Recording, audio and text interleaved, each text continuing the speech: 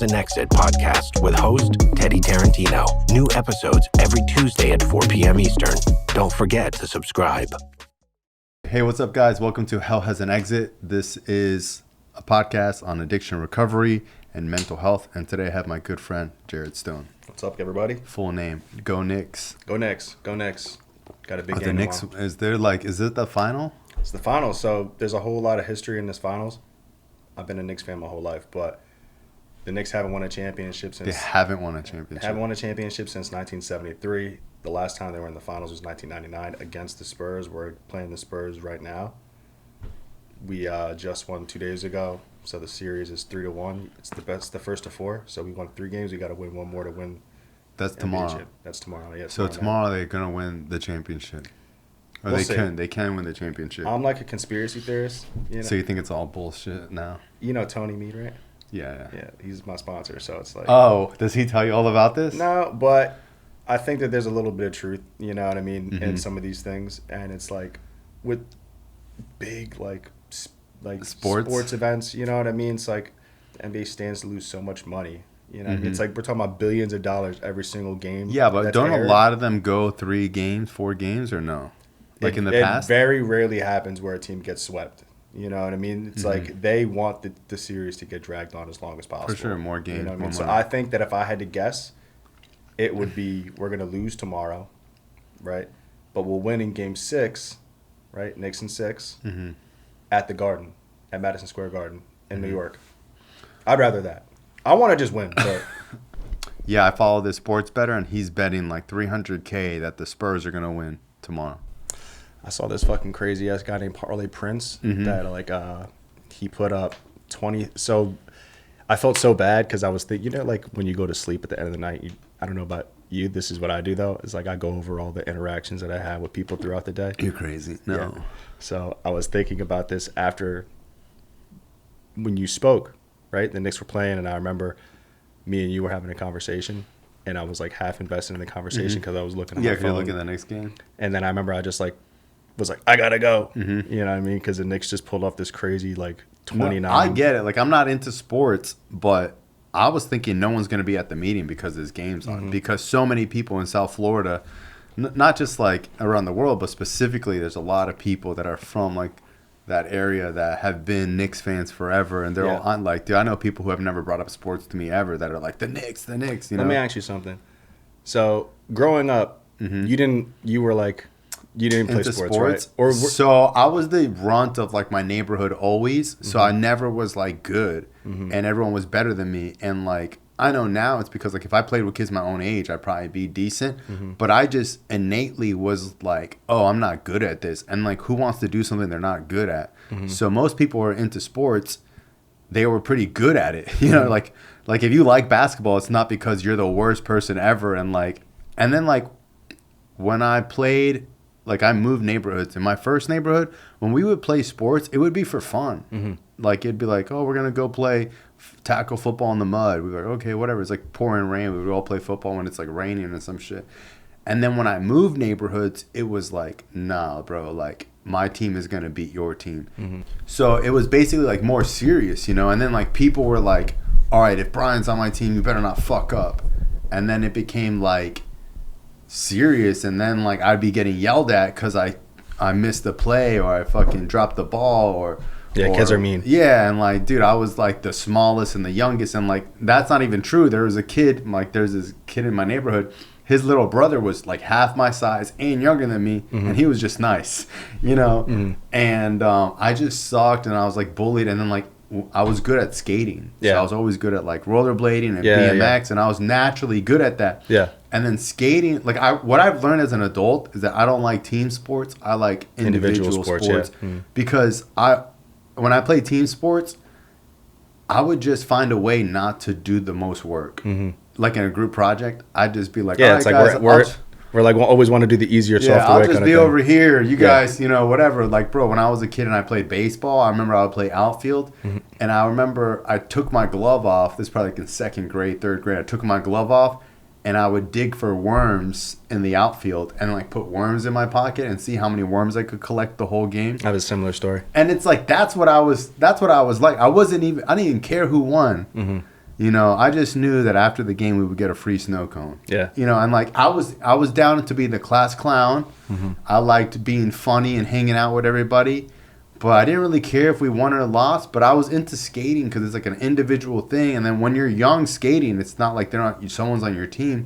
People would hype you up. Also, dog, like consider the fact that like the era that we grew up, skating is still cool to me, right? I was just telling you, like yeah, I don't really see a lot of kids skating now.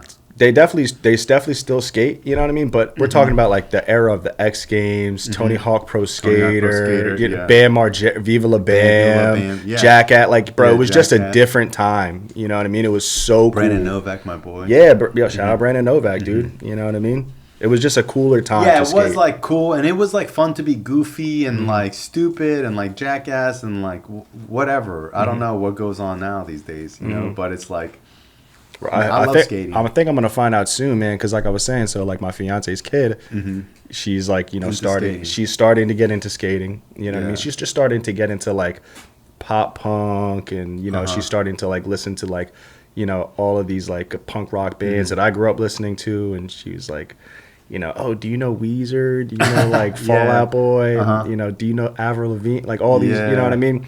So now.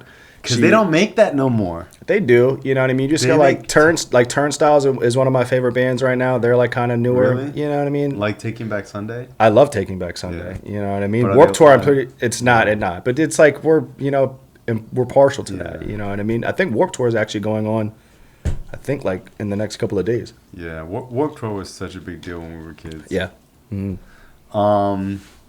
Yeah, my friend's daughter is so cool, and it's crazy because she'll be wearing like a Blink-182 t-shirt, and it was like kids in our era wearing like an AC/DC t-shirt. But bro, she had a Juggalo pendant on, and I was like, name fucking one song, you poser. Like, no, she probably does. Yeah. She's one of those. She's really 90s, like super hardcore 90s. It's cool because it's like the era that we grew up in is like, they say like fashion is cyclical, you know what I mean? Yeah, now it's coming back. And everything is coming back, you know what I mean? For sure. Yeah, I'm like Janko.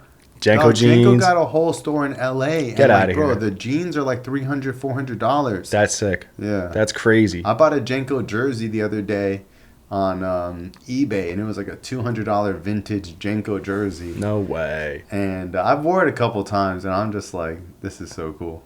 But you're also like, you know what I mean? For anybody who hasn't seen Brian's crib, it's like an ode. It's like an ode to like childhood. Yeah, man. And I say this about you all the time, dude. It's just like you built this life, like, bro, like literally, like you have brick by brick, man. You have the life that you want. You know what I mean? It's like if you want to put cartoon characters, you want to put anime characters, you want to put skate, decks on your wall, like do it. You know what I mean? Like you're an adult who says no. Yeah, bro. I still remember the day that my dad ripped off everything from my walls in my room. And like, dude, that was like a pivotal moment in my childhood because I used to really care about my room and my living space.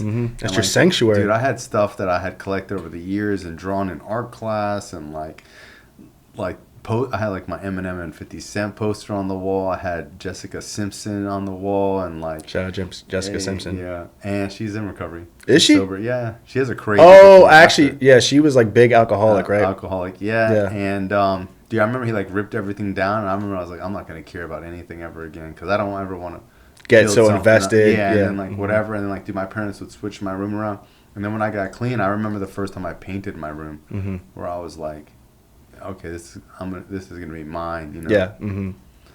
But thank you. Yeah, you're welcome, dog. All right, let's get into your story. How long you been clean?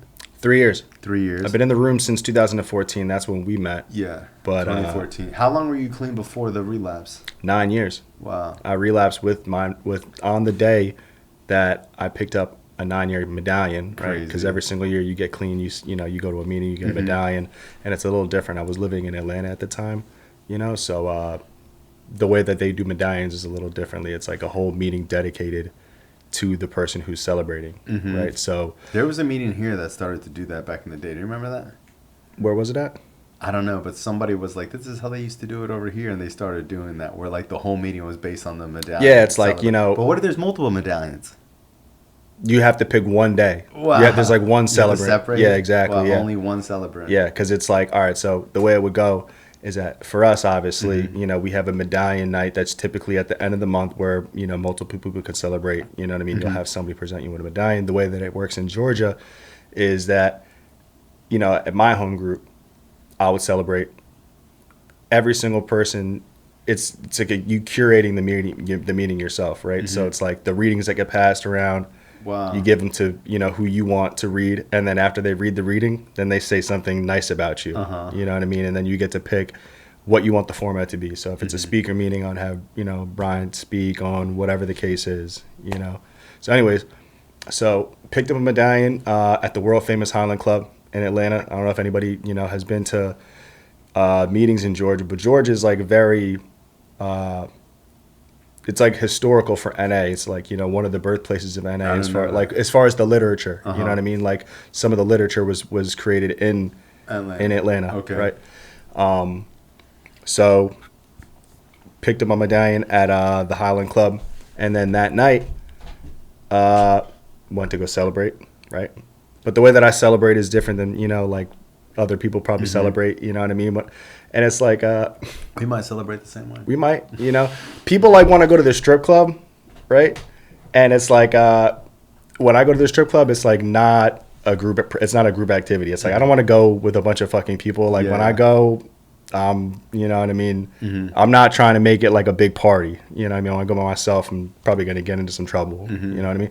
So that's what happened. So I went to the strip club that night, which is like not unlike, you know, a regular, you know, Wednesday or Thursday, you know, for me at that time. Went to the club, and I've been put in this position before, you know, or put myself in this position before. I'm getting a dance by a young lady, right? Nice young lady. And she's, you know, doing her thing, and she pulls out, you know, a bag of whatever, and she starts doing it. But she was, you know, she asked, she's like, is this going to bother you? Do you mind if I party? I was like, no, do your thing, shorty. And then she asked if I wanted some, right? She's just being nice. And I've, you know, had people offer me drugs before, and I've said no 100 times out of 100 times. You know what I mean? But this one time, they talk about, like, in the literature that, like,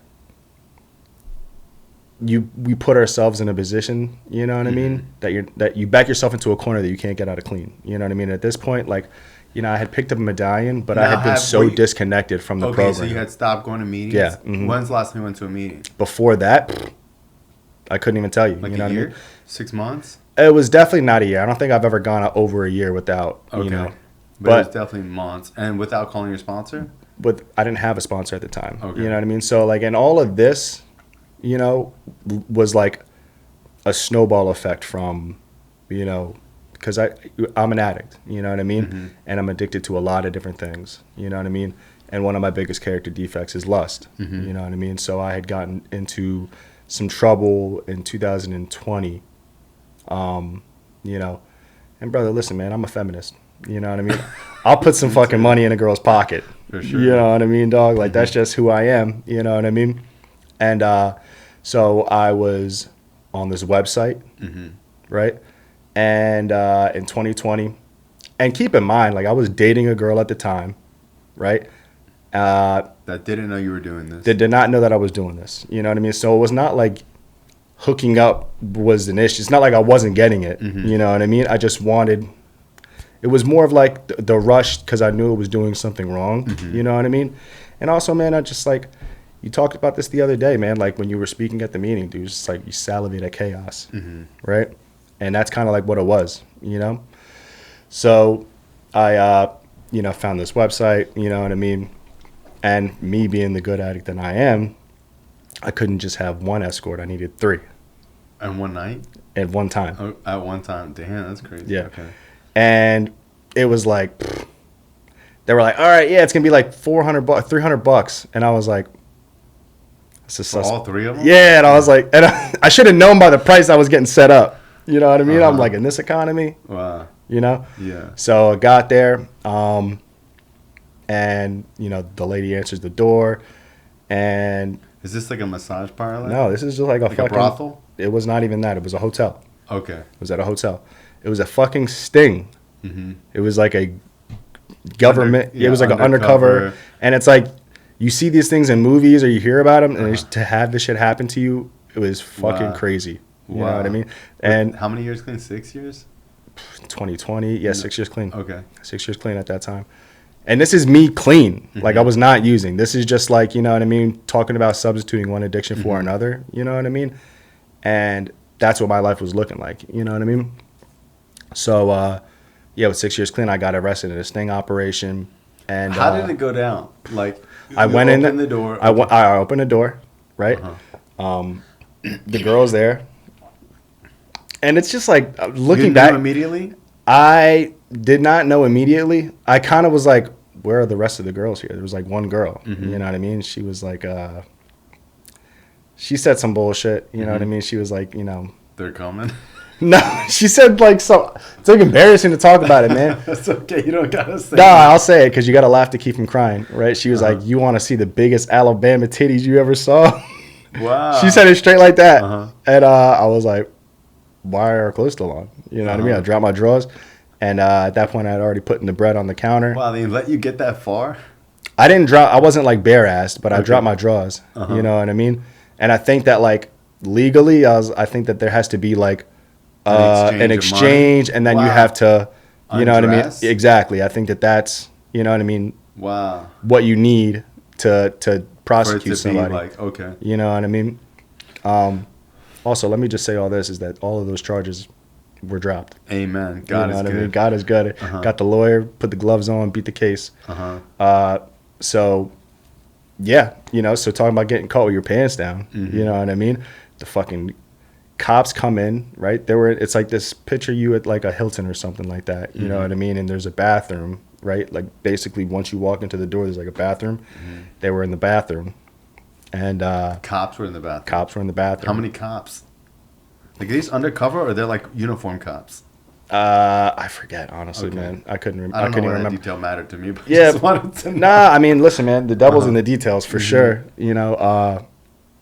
And the way that I can describe this, dog, is it's like, you know, like when you smoke crack and it's like everything gets really loud and really quiet at the same time. You know what I mean? That's what it was like. It was like all the blood was rushing to my head. And I was like, you cannot be fucking serious. Like, this is happening right now. You know what I mean? But, like, you know what I mean? I was doing well at the time. I was like, I got bread for bail money. I was like, you know, in my mind, just like, this is not, you know what I mean? Like, no one's ever going to find out about this, you know? And then, I, you know, spent the night in jail, got bonded out. My brother bonded me out. And real one? Jesse's a real one, man. My twin brother, also in recovery, bonded me out. But just like the shame of it, you know, I called him at like 3 o'clock in the morning, right? And I was like, Jesse, I got locked up. And again, man, it's like I was so disconnected from the program, you know what I mean? Like I wasn't working a good program. I would just lie about dumb shit. I would just lie about everything, you know what I mean? So he was like, what happened? And I was like, I got caught driving on a suspended license. And he was like, Jarret, what happened? He's like, I'm going to bail you out. Just fucking like tell me what you did. So I had to tell him what happened and he bailed me out. And then like I went through like the whole, you know, there was like a news article and I was like, again, I was living in, I don't know if you've seen it, you know what I mean? But like, there was like a news article and I was living in Georgia at the time. I think I just saw the mugshot. Yeah. It was like a mugshot, you know what I mean? And then, you know, people in Florida started finding out. People in Georgia started finding out, you know what I mean? And it's just like if anybody's ever been in a situation where it's like being the center of negative attention is not always nice. It sucks, you know what I mean? Especially a situation like that. Just so you know, like the way I felt about it was like the same way I felt about like that billionaire guy who got caught at like... Yeah, Robert Kraft. Yeah. So any real nigga is going to be like, yo, what is the big deal? Yeah, and it's like, you know... But also consider this, is that... And his like, wife had just died of cancer or something. Consider this, though, dude, because, you know, you and I, it's like, you used to work in behavioral health, you know what I mean? For sure. I did BD. That's all I've ever done, so I'm, like, very in the public, you know what I mean? Yeah, no, from a professional healthcare standpoint, it's always a bad look, and you're like, dude, the same thing happened to me when I was doing adult stuff, you know? I didn't want everyone to see that because it's kind of like the same thing, like, when you're working in a sensitive area with like the worst day of people's lives and people's,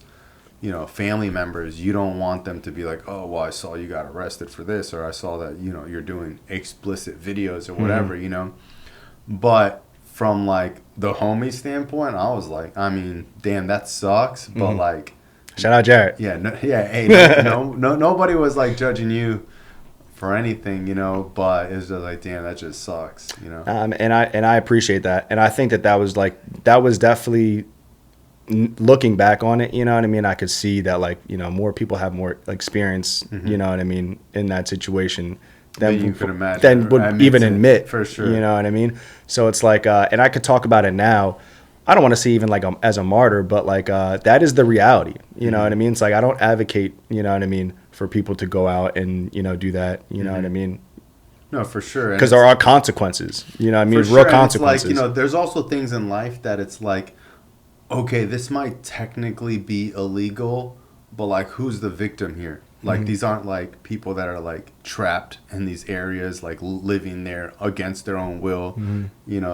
Yeah, it technically might be illegal, but in my mind, there are things that are like morally right with me. Oh, yeah. That I'm like, morally, I'm okay with this. And legally, there might be consequences that I'm willing to accept.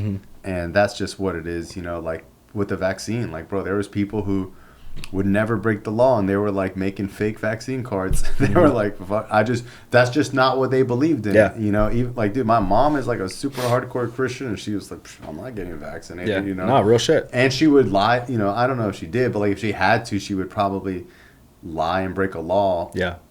To stand on that, you know what I mean? And it's like, it is what it is. Yeah. So, after all that comes out, you know what I mean, I experienced, like you were saying, it's like the worst day of my life, right? What did your job say about it? Were they like cool with it? Or they like, nah, it was like, because at the time, they were like, listen, man, I was working for these two dudes, and like I had made these guys a lot of money, you know what I mean? So it just sucked because it was like, yeah, we're gonna have to put you on the shelf, kind of thing, you know what I mean? And like the one guy, he was like, he was like, if I got arrested for every time I fucking bought pussy, they put me under the fucking jail, you know what I mean? And then the other guy was like, at the time we were like building this, this behavioral health company, and it was no longer just like one facility. It was like, it was becoming like a network, you know what I mean? So it wasn't just like, a handful of us working in one facility, it was like, that we were talking about,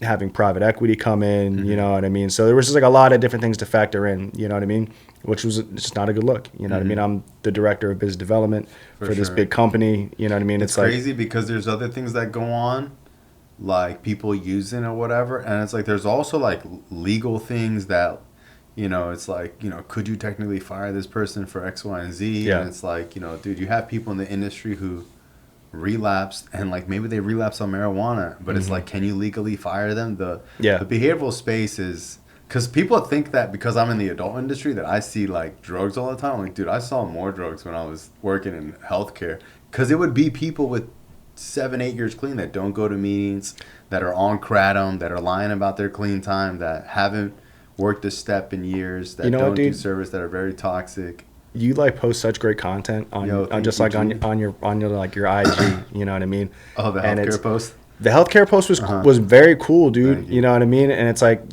for me, man, just like it costs nothing to be a good supportive friend. You know what I mean? So it's like anytime you post something, you know what I mean? Like I'll.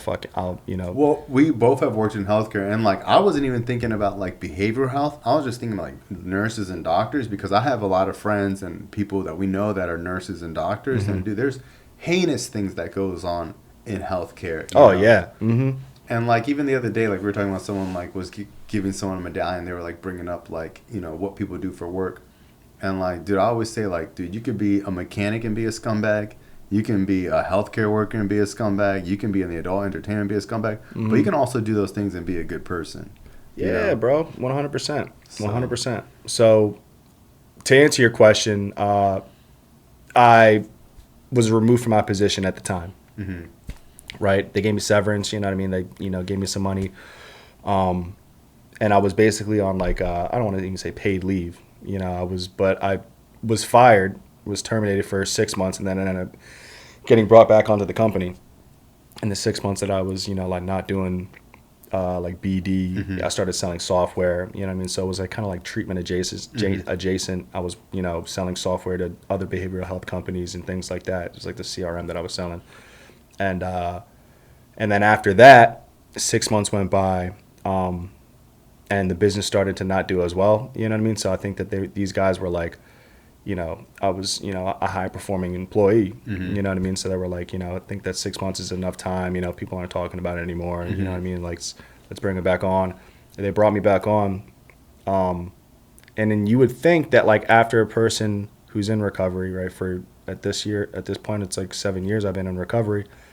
You would think that like banging your head against the wall is like a jarring experience, almost like relapse, that would like make you work a more rigorous program. You know what I mean? But for me, it was not like that. It was like. So were you going to like? What was your recovery like? My recovery was like for the first. Were you working steps, doing service? I was working steps. I was doing service. I was, you know what I mean, sponsoring guys for the first 2 years of me living in Atlanta. You know what I mean? And then I got arrested. You know what I mean? So I moved to Atlanta. Maybe it was not even that long. Maybe it was like, I think I moved in 2019. And then in 2020, I got arrested. So it was like a year of me doing what I needed to do for my recovery, what I've, you know, been doing that's kept me clean for all that time. And then I got arrested. And then they talk about like, you know, anything that you put in front of your recovery, you'll end up losing. You know what I mean?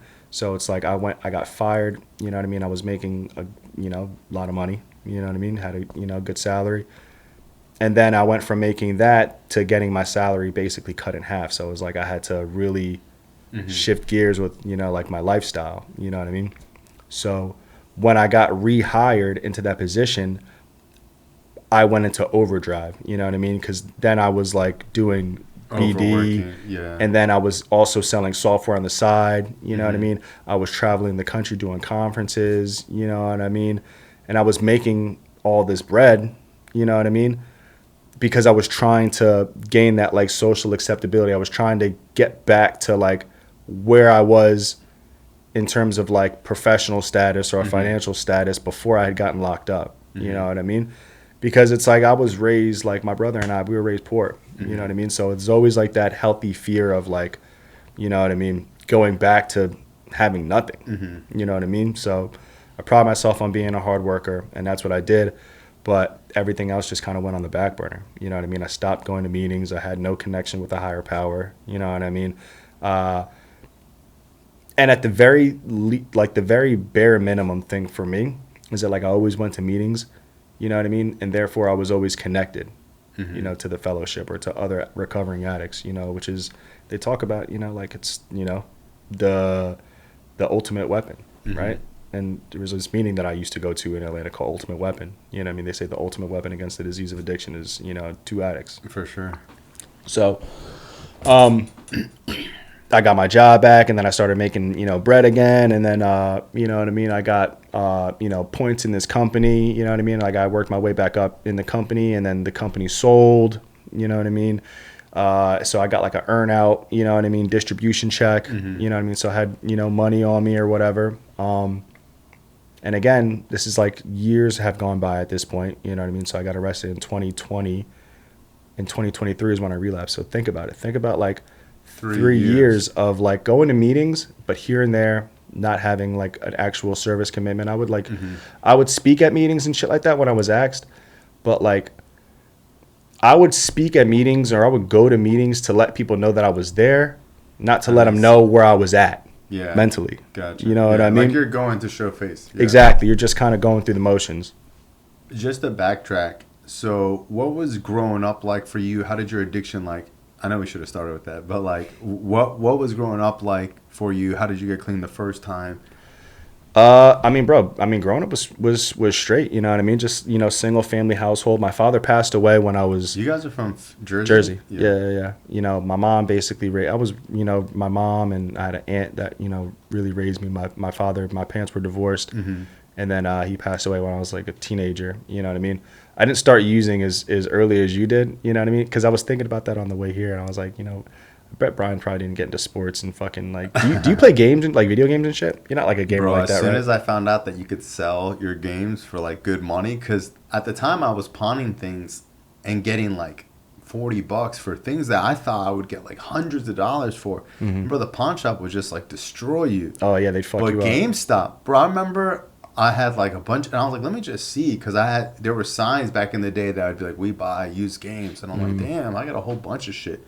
And I remember I had like probably like 20, 30 games, and then I had like my old PS2 probably at the time, and I took it into GameStop. Bro, I would have taken $50. Bro, they gave me like $180. And I was like, no way. No one was doing it better than GameStop at the end of the day. So then I was like, let me just go steal everyone's console. Yeah, but you weren't playing games. You weren't like... No, well, I think I was when I was younger. But honestly, when I got clean, I knew I had an addictive personality. And I knew that I would waste hours playing video games. So I didn't even want a console. Because I knew myself, and I was like... Nah, bro, I'll probably be playing that shit 24/7. Well, that's what I was thinking about on the way here. I was like, damn. I was like, I don't know if like I've ever had conversations with Alzante about video games, about sports or anything like that. Just because, and I was like, well, you know, I know that your stories, you got clean real young. You probably started using way younger than that. You know what I mean? So the ages where I was, you know, hooping and fucking playing sports and video games, was drugs already. You were fucking robbing fucking grown men. Yeah, the same age. For sure. But yeah, man, growing up for me was like, it was, you know, cool. You know, my older brother, right, who's, you know, God rest his soul, Ronnie, he passed away the year that I got clean, actually, this time around. I never knew that. Yeah, 2023. You were super close to him? We were pretty close. I mean, it's, you know, so Ronnie was one of us, but also was diagnosed schizoaffective. Right? I do remember this, yeah. Yeah, so I don't know if anybody... you know, knows what that is. It's a very, it could be debilitating if you're not medicated properly. You know what I mean? And oftentimes, like, you hear voices, you know what I mean? Loud ones, you know what I mean? For sure. And like the voices tell you, you know, oftentimes that you don't need medication, you know what I mean? So a lot of the times what happens... there's so much side effects with the meds, you feel... You don't... Yeah, like exactly. Yourself, you feel fucking like a zombie. What I've seen working just professionally for me, because, you know, like we work in behavioral health, you know, I seen the injectable. The injectable is almost like a miracle drug from what I've seen. Oh, for sure. Because one, it's like, bro, you know how many times I buy vitamins and take them for like a month and then like I don't have the discipline to keep taking it? You're talking about people that need to take a medication 3 times a day or once a day. And just human nature, dude, if you just lose your discipline or you're traveling and you don't fill your prescription or whatever, or you lose it, let's say you lose it, now you got to wait 2-3 weeks. It's like, bro, taking a prescription every day when it's life or death for some people is not always, especially someone who's struggling with using, you know, it's a life skill that not everyone really has. No, word, yeah, for real. So yeah. My brother was, you know, 10 years older than me and my brother, you know, and I also have a twin brother. So he got involved in drugs, like, you know, pretty early in life. So I saw what my life could look like if I used drugs. You know what I mean? Like growing up, you know, it was on the weekends, you know, Ronnie would be locked up. You know what I mean? We'd have to go down to Trenton State, you know what I mean? Or go to some treatment center that he was, you know, involuntarily committed to. You know what I mean? Or going to a psych ward. Like that's kind of like what growing up was like for us sometimes was we drive down to Trenton, you know, Trenton, New Jersey to go visit our brother who was in treatment or in jail or in a psych ward, you know? So that's kind of like, you know, what it was like growing up as far as the disease being like a family disease, you know? So then that's when we were younger. And then when I was 14 years old, our father passed away, who was also one of us. You know, he was in AA. You know, he passed away.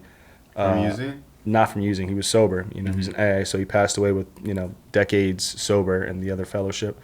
But this is like crazy because it's like, I mean, you know, when I speak, I say that like, you know, being an addict is like my birthright.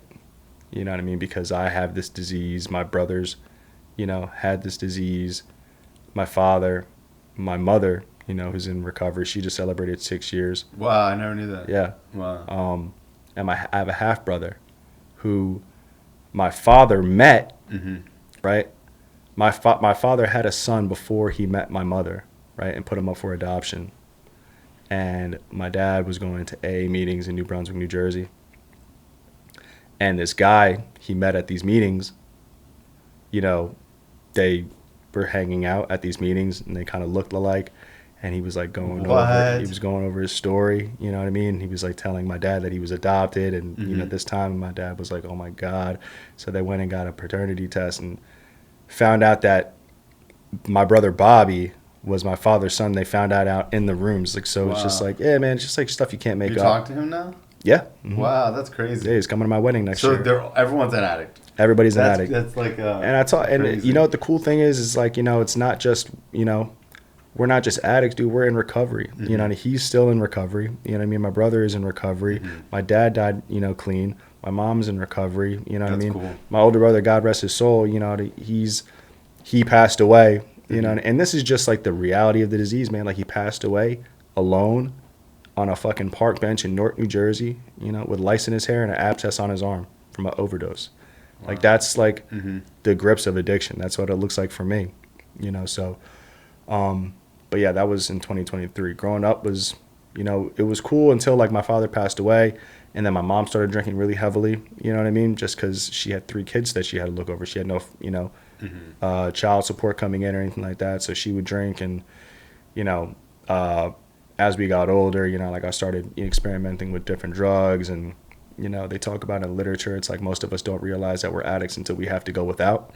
And I remember that very specifically because I remember like I was, you know, started using blues, and then we have this family reunion we go up to every year in upstate New York, which is like a couple hour drive from where I grew up. And I remember like being, you know, in upstate New York, and I was like, what the fuck do I feel like? You were talking about this, yeah, you know what I mean? And I was like, it was just like a very strange feeling. And then I was like telling my boy, he was like, oh yeah, you're sick. You know what I mean? It's like, that's the easy fix. You just got to go get high. You know what I mean? And I remember like packing we had literally just got to like upstate New York, right? Keeping it's like a 3-hour drive.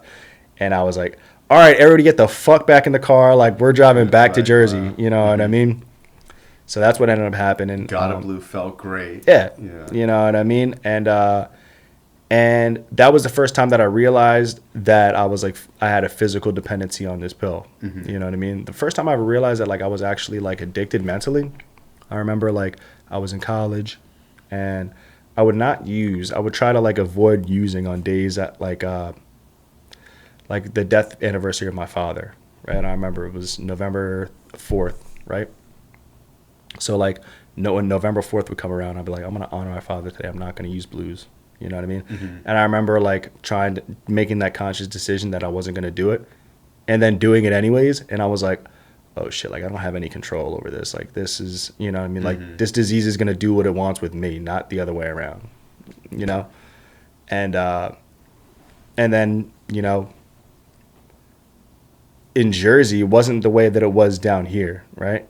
You know, you guys had the pill mills. They were mad cheap. You know what I mean? I remember like Roxy's were $7. Yeah, dude. You know, like I remember like talking to people that like were from New Jersey that came down to here, and it's like, how do you motherfuckers expect us to stay clean down here? It's like way cheaper. You know what I mean? Way more accessible. And so what most people do where I'm from, right? And I'm sure that you know this, is that you go to dope. You know, it's a cheaper alternative for the same effect.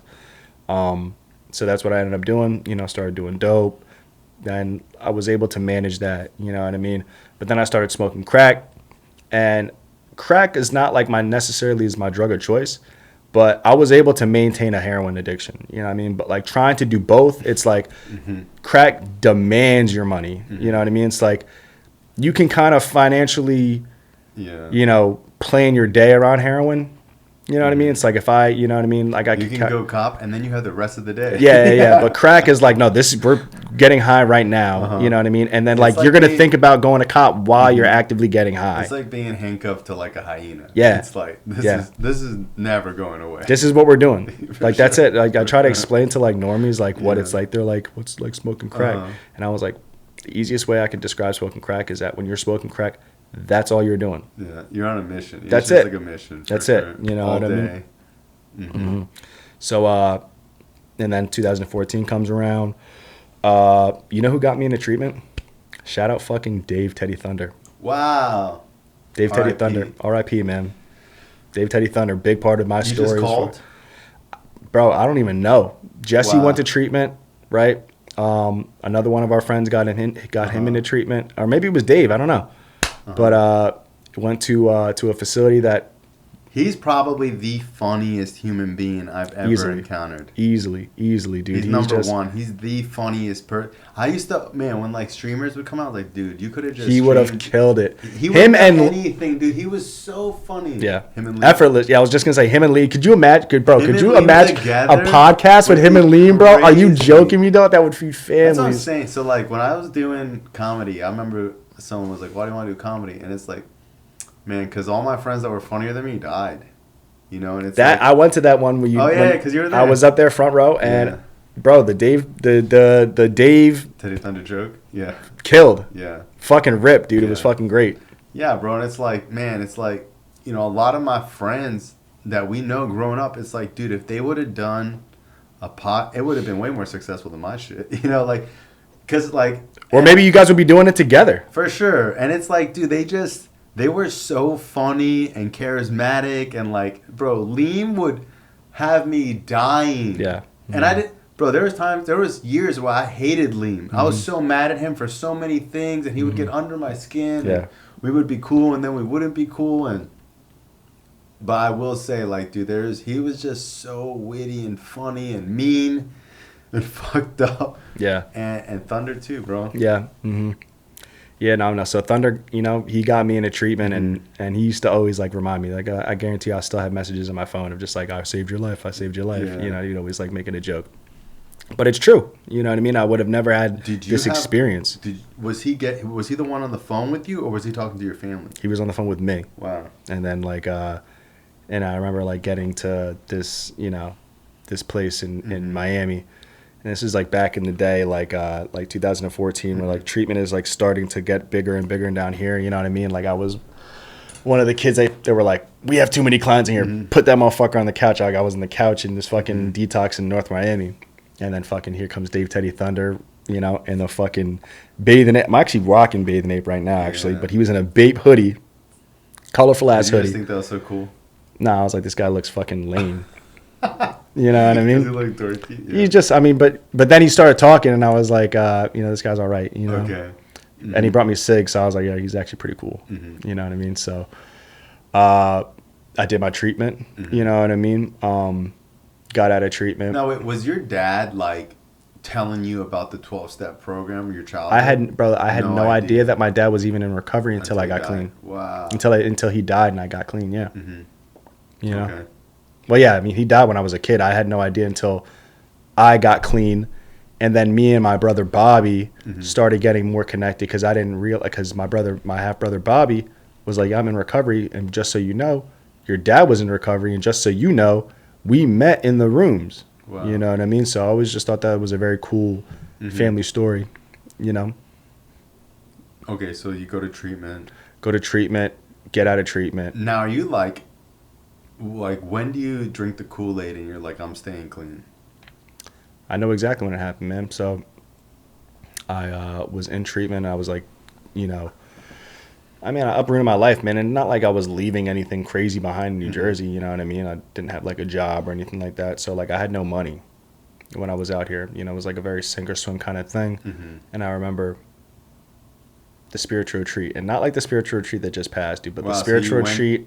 You went there super, super early? I went there with like 45, 50, 60 days clean. Wow. That's first time ever. Experience. You know what I mean? And dog, think about like what the spiritual retreat was like in 2010, sure. 12 years ago. You know what I mean? I was living at Matt Griglock's house. Shout out Matt Griglock. You know what I mean? Big part of my story. Dude. Yeah, bro, he's just so such a good guy. I just seen him the other night because I spoke at the Tuesday night meeting. He's the man, and bro. when I see him, he's just like, dude, you can't say nothing bad about him. No, definitely not. And if anybody does, don't say it around me because, fight. For real. For sure. He's such a good dude. He, you know, helped me out a lot. And I just remember, like, being that new in recovery, people would just tell me, just like, get to your destination, and then NA will just kind of do its thing. Like, people will make sure that you're taken care of as long as you can get there. So I don't even know how I got to the Keys, you know what I mean? But I found a way, you know, just like, you know, we're, you know, people in recovery do. We just find a way. And I remember, like, didn't have any money, you know what I mean?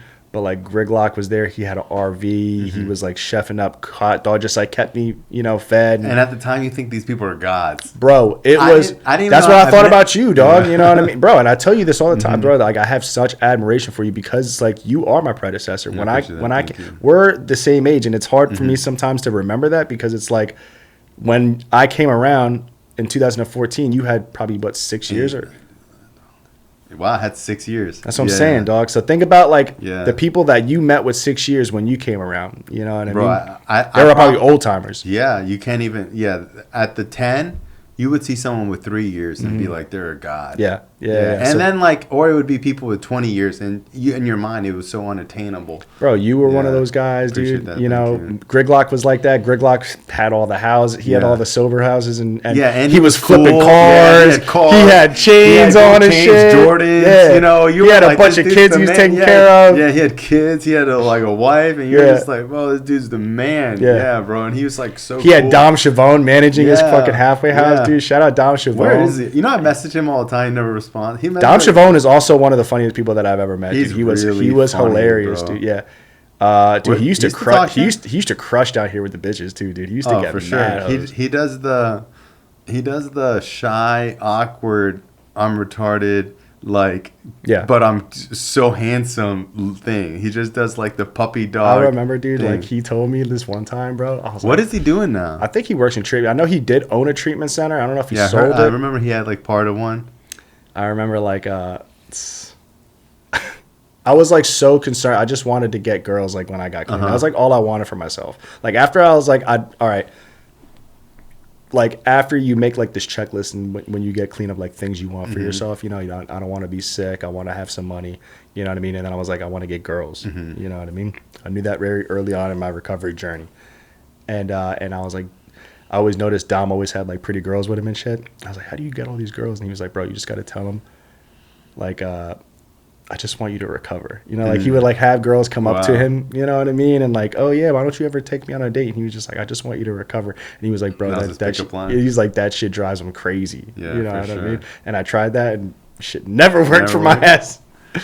But bro, he was super funny and cool, and like, I always think of him in, like, a positive way. Yeah, 100%. Yeah, I talk about this a lot, you know, like, you know, because I have, like, my friends in the rooms, and I think I was telling you about this, you know what I mean? Like, we'll be in because, bro, there's just not a lot of people that have been around since I've been around, and even for you, even longer, dude. Like, the fact that you and Carl and people like Griglock, like, still go to meetings regularly, the same ones, is crazy, man, because it's like a lot of people don't. I left, you know, obviously relapsed for 9 years, and then I moved back down here, and it's not the same people at the meetings. Yeah, you know what I mean? And it's not even like a lot of them used. Your life gets just gets full, you know what I mean? Yeah, whatever. You know what I mean? It's not for, like, any negative reason, you know what I mean? But it's, like, definitely, like, very cool that, you know, you're still one of the ones. For sure. Yeah, man, I just love NA. It's like, I've just always been, like, gun-ho. Like, bro, when I had 6 months, I was like you and your brother. You and your brother had 3 months clean. Like, anybody got a 0 to 30 days, come and get a white. You guys were, like, super hyped and excited, and, like, dude, I was just like that when I got clean. I was listening to speaker tapes, and I had the basic text under my arm in high school. And, dude, I was going home and telling my parents, and, like, dude, when I had, like, 60 days clean, I was imagining myself, like, 60 years old with, like, 40 years. You know, like, I was imagining myself, like, old in recovery and, like, with time. Like, I never really dreamt of leaving NA. Like, that's never even came into, like, I've never even thought about, I've never even contemplated not going to meetings. Like, and I don't know, and, like, a lot of people do. I was at a meeting the other day, and this girl had, like, dude, 6 months, and she's like, you know, a couple weeks ago, I was thinking about just leaving the fellowship, and then, you know, and I was like, you just got here, you know what I mean? I can't imagine my life without NA. Yeah, for sure.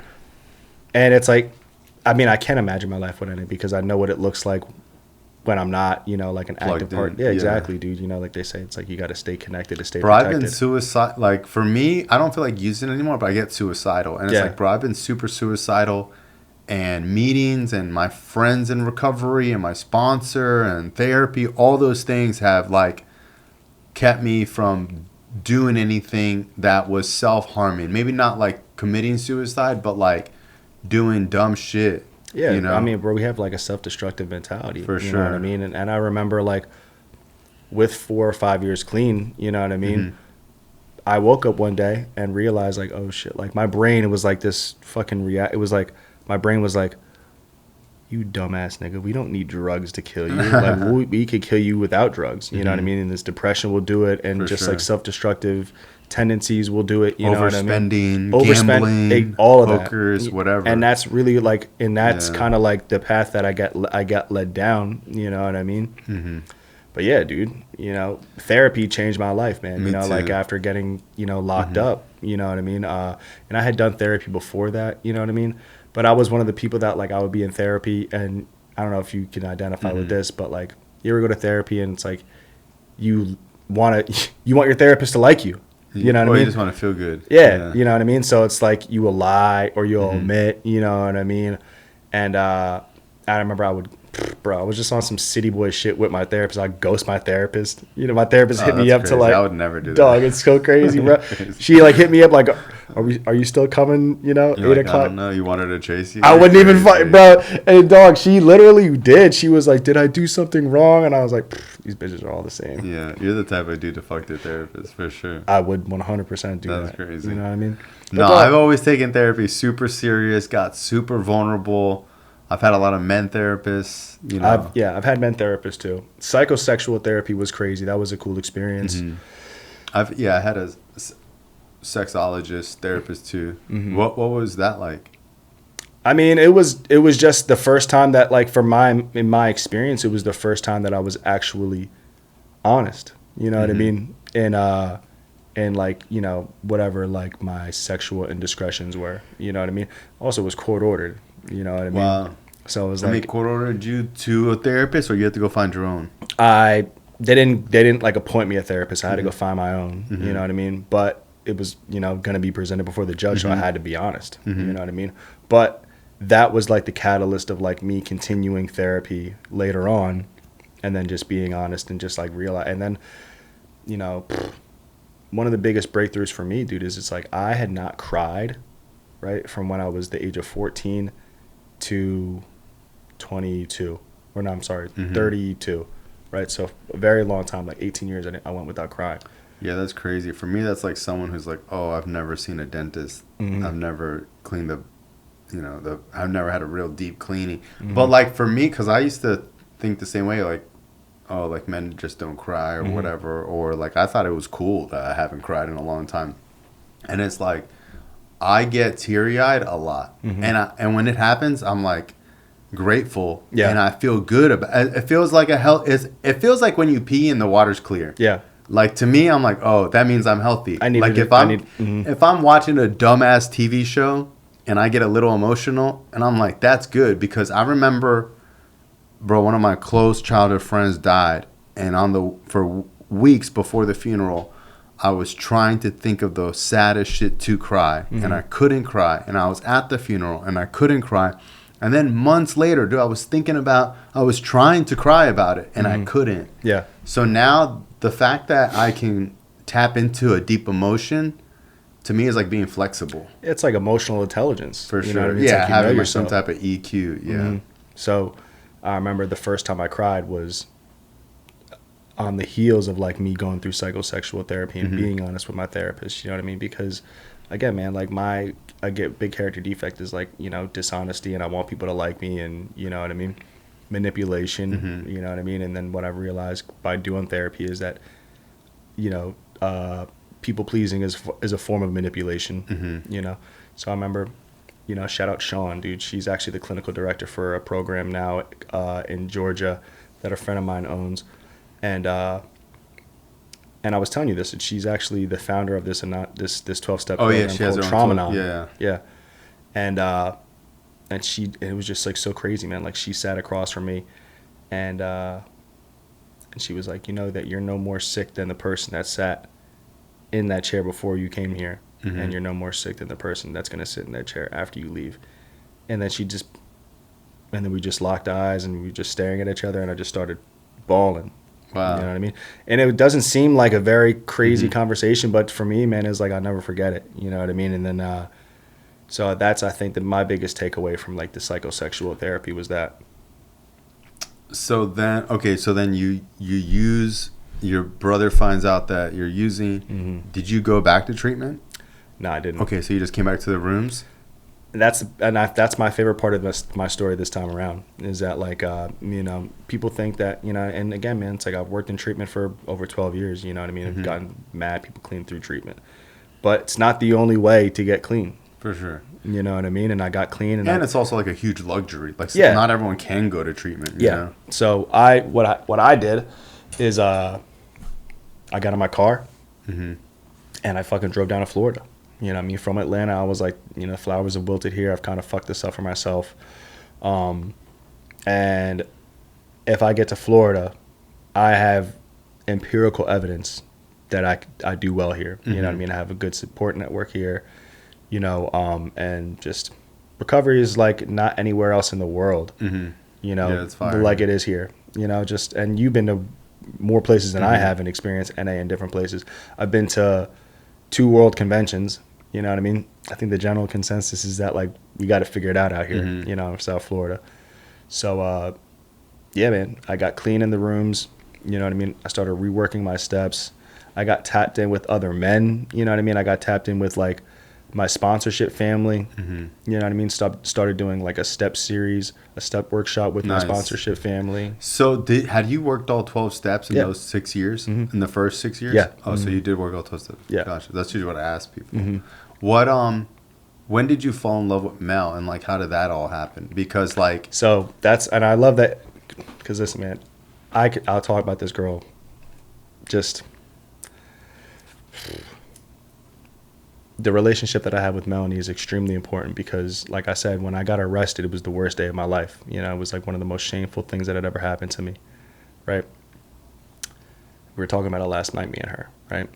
And Mel is my fiance, for anybody who is wondering. But I came down to Florida to visit, maybe with 7 or 8 years clean, and I got asked to speak at the 10. And I was sharing that part of my story. And at the time, Mel, my fiance, she was now my fiance, you know, she's in recovery, you know what I mean? She's a former sex worker, you know what I mean? Stripper, you know what I mean? She was escorting, doing all that.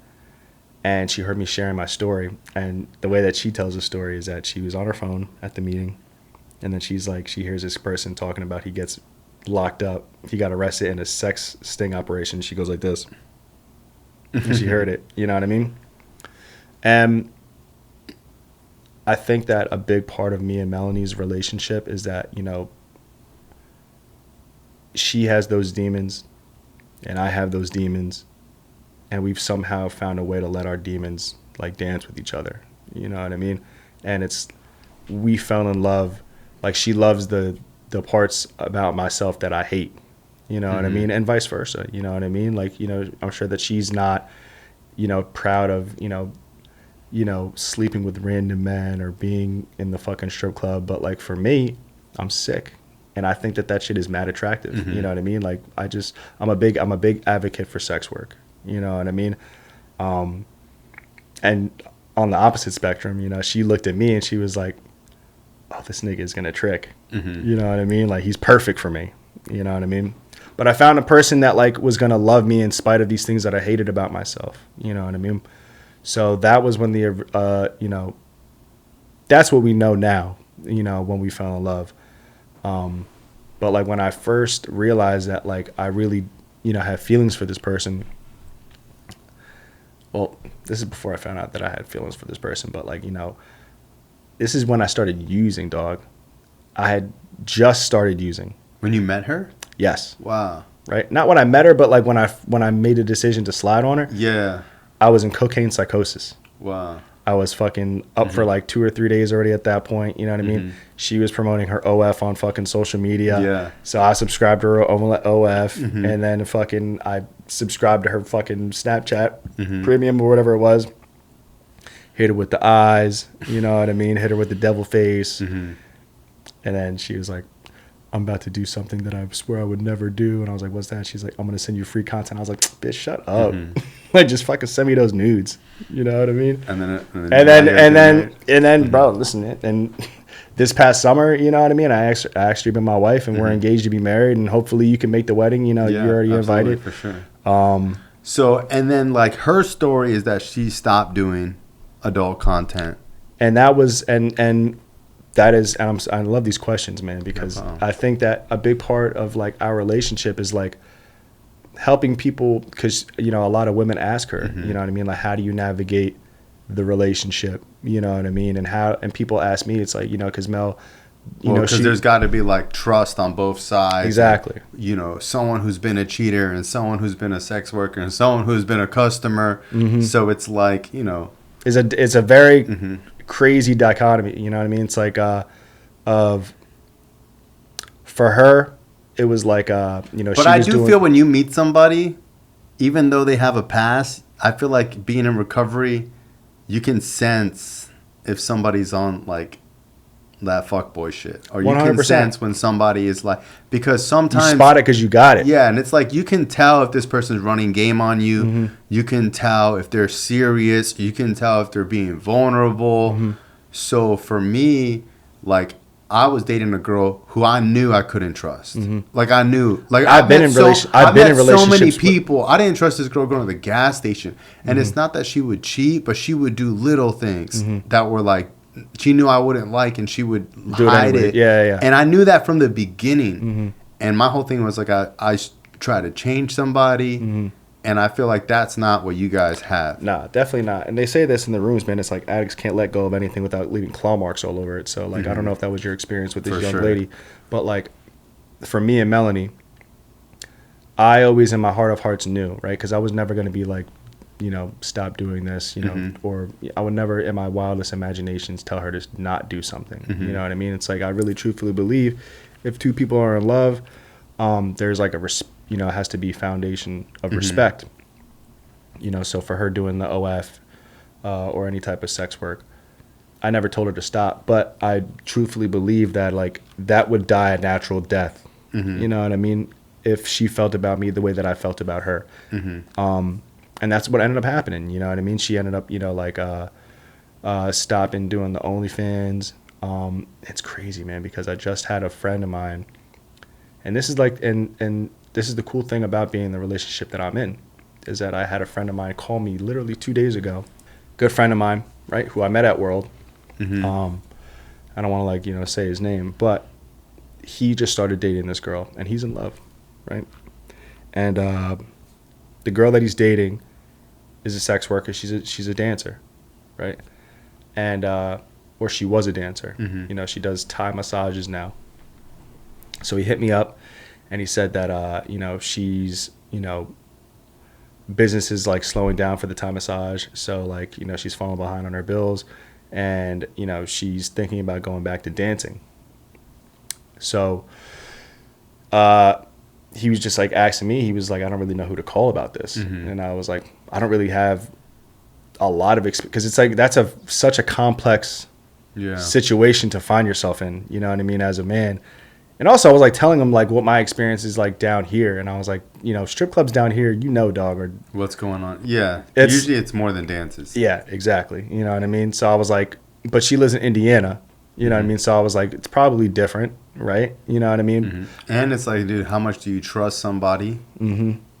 Yeah.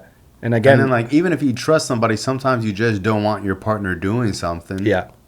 Certain things, you know, everyone has their boundaries and what's cool with them and what's not cool with them, you know? What I told him is that I think that like, if you truly do love somebody, the most important thing is to support that person. That's what I believe, right? For Melanie, right? If she, to this day, if she wanted to, you know what I mean?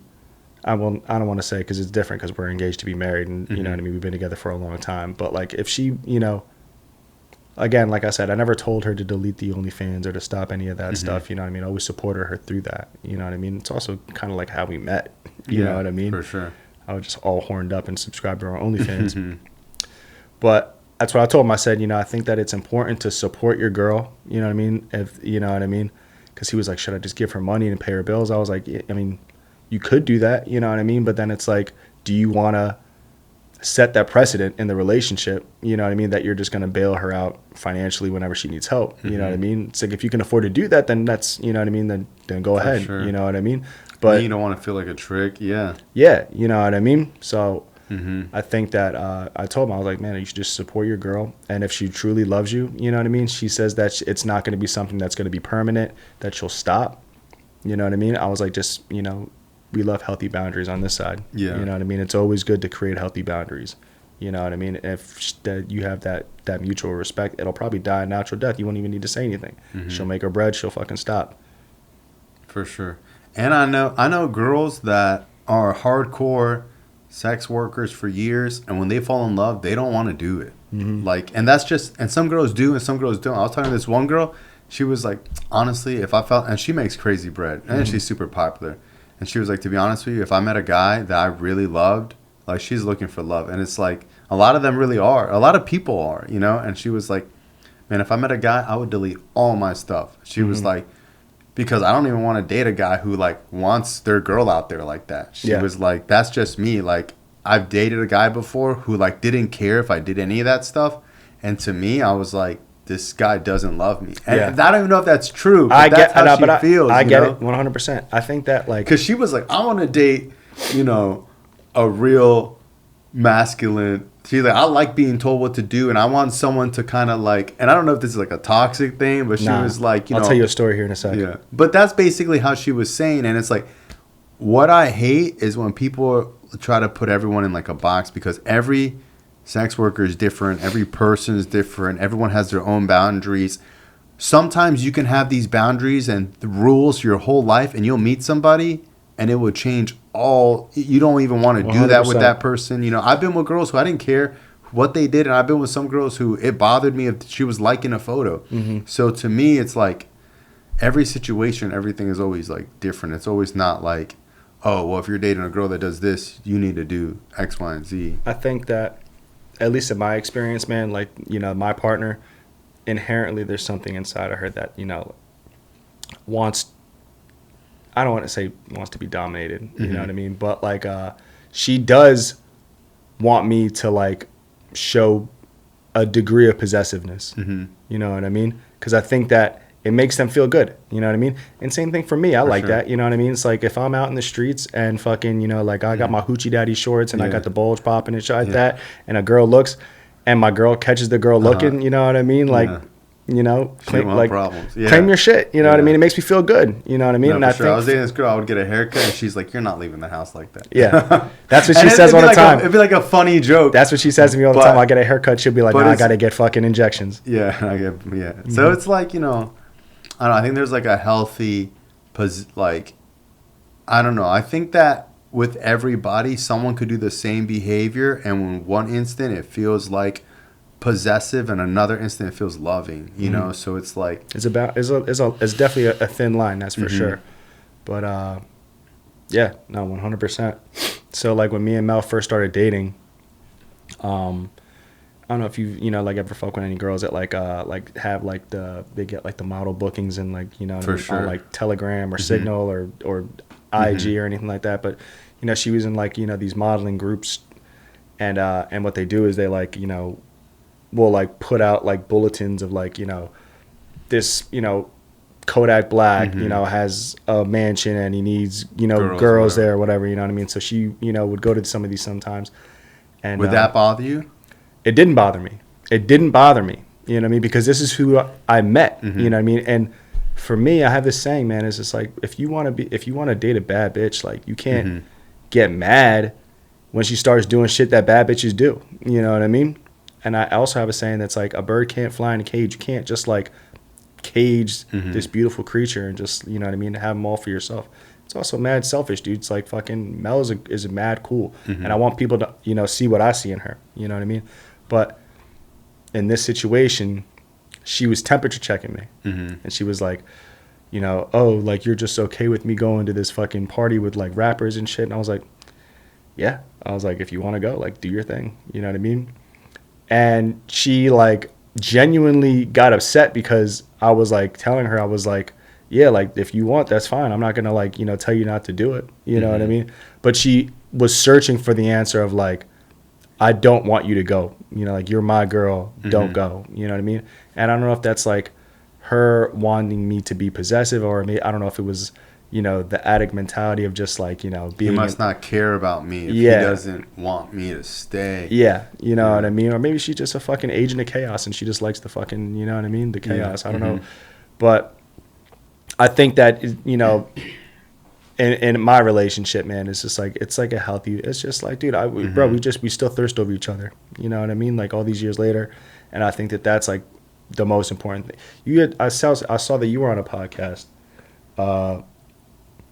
I don't know how long ago it was, but you were talking to somebody that had been married for a long time. And yeah, the Journey podcast. That was I don't want to say the dude's name, but yeah, basically I asked him like, what's the key to a long-term relationship? And he was like, you gotta fuck all the time. Yeah, you know? man. Yeah, I mean, and that's, you know, and again, I'm obviously, you know, like I love sex. You know what I mean? She loves sex, and I remember like my brother. When me and Mel first started dating, was he like warning you? He was not warning me, but you know how Jesse is. Jesse's super reserved. Yeah, me and Jesse are very different. You know what I mean? You might actually want to have him on the pod just to like for people to draw a comparison. You know what I mean? But Jesse was like, you don't think that like, you know, Melanie, this girl, he didn't even know, he was like Chun-Li, you know, that's her alias, you know, and he was like, you don't think that like, you know, that kind of just like caters to your sex addiction? And I was like, yeah, like, that's the point. That's the point. You know what I mean? Because I told you in the beginning of this podcast is that like up to this point in every relationship, I've always cheated because I always felt like in the back of my mind, I could get a better bitch, or I could do better, or I deserve better. You know what I mean? And this is like the woman of my dreams, physically, mentally, spiritually. It's like, you know, all that, man. Like, we recover together. You know what I mean? Like, we're going to get married in a church. You know what I mean? Like, before God. You know, like, this is like we're on a spiritual journey. But you guys are in a monogamous relationship. Monogamous relationship, yeah, correct. No, that's dope. And like, for me, it's like, I don't know. I feel like in a relationship, as long as there's trust, anything else can be worked out. 100%. So it's like, dude, I was talking to this girl who's super popular in the industry. I didn't know she's in. I was like flirting with her, and she's like, oh, I don't know if my husband would be cool with you coming over. And I thought she was joking, but yeah, she's in a throuple, you know. And I remember I was like, well, what are y'all boundaries? Because I'm like super respectful of people in relationships that are open, because I don't ever want to disrespect. Because I've been in a relationship where like dudes were mad disrespectful and just like they don't care, you know what I mean? Like I don't like hooking up with people that are married. I don't like hooking up with people that are doing something behind their spouse's back. So, and the first thing she said was like, well, we tell each other everything and we don't do anything behind each other's back. And that's when I was like, cool. Because to me, I mean, that's really the basis of a whole relationship. There's I was in this one. I'm sorry, go ahead. I was gonna say there's like that meme that I saw that's like, some of y'all in open relationships just don't know it. You know? Word up. I remember this one time I was living in Atlanta, and this was like fucking crazy time. I don't know if you got time for a quick cuck story. We will end the podcast after this cuck story. Okay. All right. Nice cuck story, right? So this is 2020, right? This is the year that I had gotten arrested, right? So I'm like you know, thick of it. I'm in the thick of it, dude. I'm just like acting out sexually all over the place, right? And I remember I matched with this girl on Tinder, right? She's staying at this hotel in Buckhead, which is like a nice area of Atlanta. Right? It's like an affluent area, and she's hitting me up, and she's like, you know, like, oh, you know, like, you know, you can come through. I just have a question, like, do you mind if my husband watches us, right? So I was like, yeah, it's fine. You know what I mean? You know, as long as he doesn't like, you know, whip his dick out or like, you know what I mean? Like, he doesn't like want to join in or anything like that. Like, I'm cool with that. You know what I mean? So I go, right? Meet up with her. And again, like I said, just to add context, it's COVID, so we're masked up. So I can't even. It was just like a weird fucking. It was like fucking weird. It was such a weird time, dude. You know what I mean? So like I'm in the fucking hotel lobby of this hotel in Buckhead, and I'm waiting for him, right? And I'm just like, in my mind, I'm like, what am I doing right here? You know, I was like, is this even like a real thing? You know what I mean? Because I've never been in any type of a situation like that before. You know what I mean? But also, like, dude, I'm an addict, man. You know what I mean? It was fucking hot. It was like a very cool experience because of just like how taboo it was in nature. You know what I mean?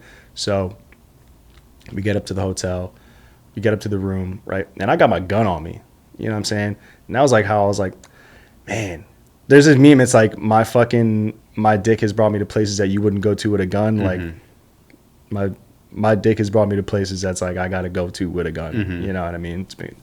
So, you know, he's sitting on the fucking literally in the cuck chair. You know what I mean? You know how like every hotel has has the cuck chair, and you know, we start doing our thing. She's got cum slut tatted on her back, on her lower back. God. I thought it was hot. Okay. You know what I mean? She was just super slutty. You know what I mean? I was like really into it. Thick girl. You know what I mean?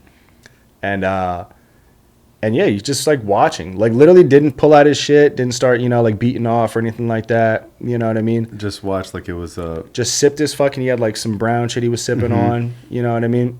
And you know what I mean? Nutted. And then I'm like done. I'm like putting on my clothes. And he's on the bed, and like she's like fucking, he's like just infatuated with this woman, and I was like, damn, man, like people are fucking like freaky. But also, man, like also like I'm not, you know, naive to the fact that like, you know, other men, you know, want to see their girl get dogged out by a black guy. You know what I mean? So maybe that's what that was. Little P Diddy stuff. Yeah, dude, it was definitely not no Diddy part. There was no baby oil involved or anything like that. But it was definitely it's a cool dinner conversation, that story. You know what I mean? Yeah, and I think that people do all kinds of stuff. And like honestly, like we were talking earlier, like dude, I'm grateful that for the most part, like I'm super vanilla compared to like what people do out there. And you know, no shame or anything, but I'm totally happy with my little fetishes and my little things that I enjoy, and I'm grateful that it's not getting weirder. You know. Are you gonna take me to the dungeon after this? I'll show you the dungeon. Okay, word. It's a glory hole room. Okay. I'll show you. Yeah. All right, I'm with that. Let's do it. All right. Well, hey, I appreciate you coming on the show. Of course, dog. And love you. I love you very much, brother. It's always good to see you. And hell has an exit.